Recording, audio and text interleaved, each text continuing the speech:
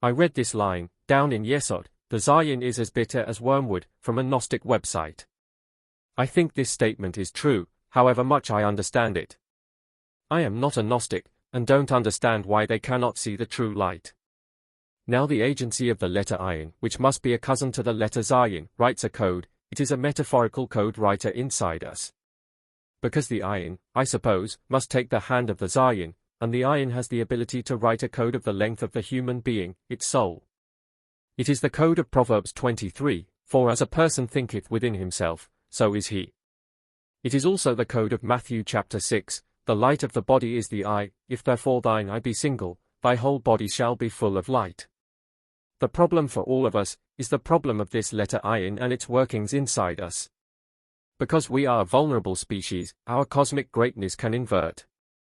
Now when the mind of a brain has a thought, the mind turns to the thought to address it, and the soul inside also turns to the thought. The soul clings to the mind of the brain, the soul is like sticky glue, and bends to the will of the biological brain.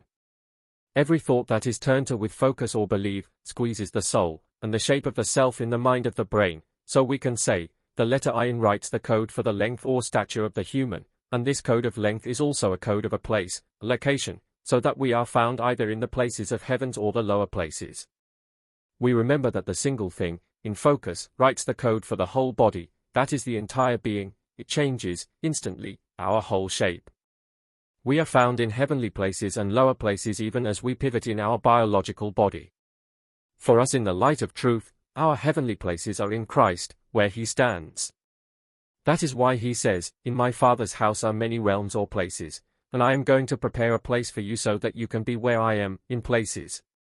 It is also written that we are blessed with every blessing in heavenly places.